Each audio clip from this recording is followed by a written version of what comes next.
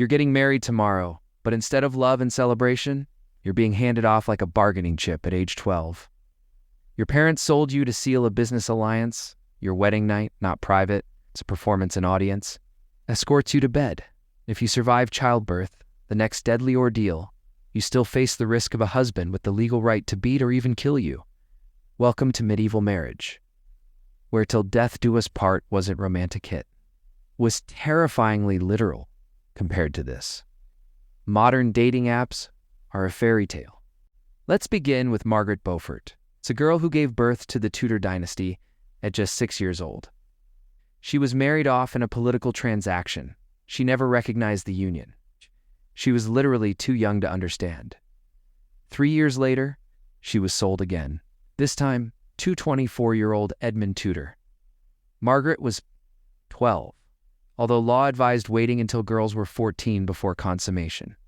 Edmund didn't wait. Margaret became pregnant at 12, and the trauma nearly killed her. Margaret's story wasn't unique. Isabella of Valois, daughter of the French king, was married to England's King Richard II when she was just 6.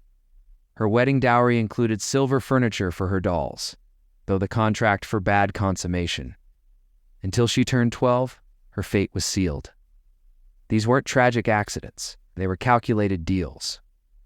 Daughters were lottery tickets as sets traded before war, plague, or politics ruined everything. And the church often looked the other way. When power and money were involved, here's the truth.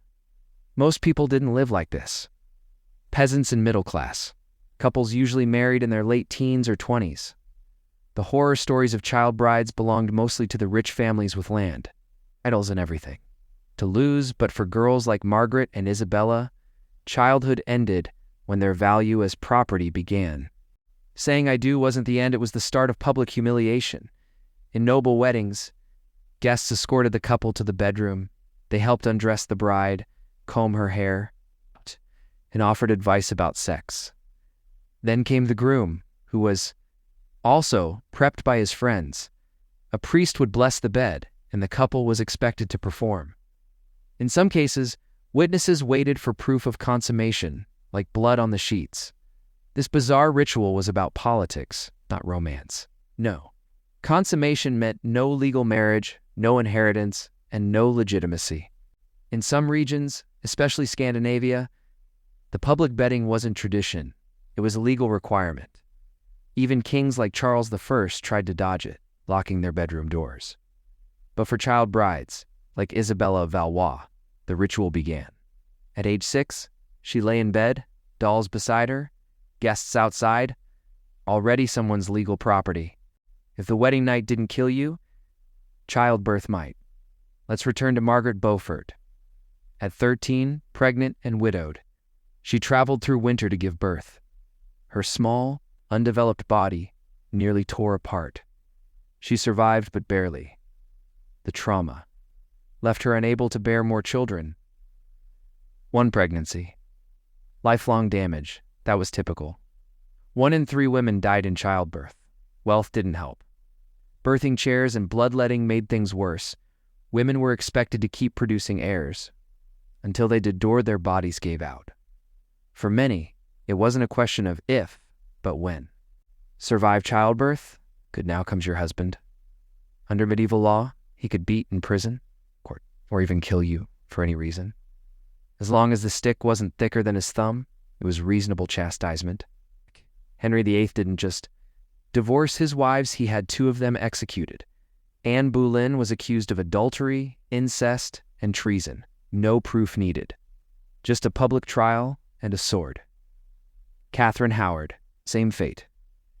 Even non-royals suffered under this legal system. Marriage gave. Husbands' absolute power wives had no legal identity. They couldn't own property, sign contracts, or escape. Marriage wasn't just personal, it was economic warfare.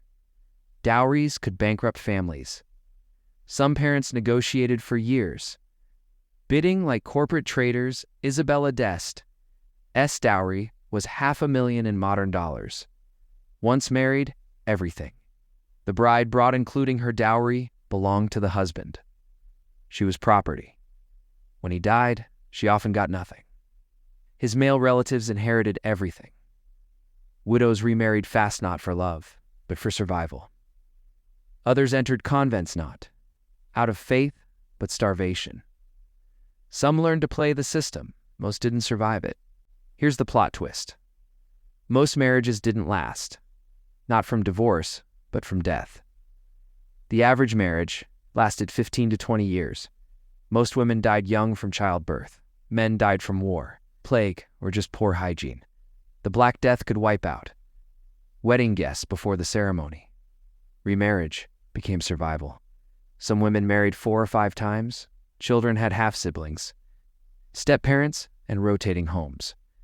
The church even included prayers for death during weddings, because in the end, death was the only guaranteed way out. So the next time your date ghosts you, or you swipe past 100 people without a match, remember this: at least your father isn't negotiating a dowry behind your back. You can leave a relationship without needing a bishop's permission. You won't. Be publicly examined to prove you never had sex, and the law won't let your partner beat you with a stick. Because love may still be hard, but at least it's yours to choose. Medieval marriage wasn't romantic.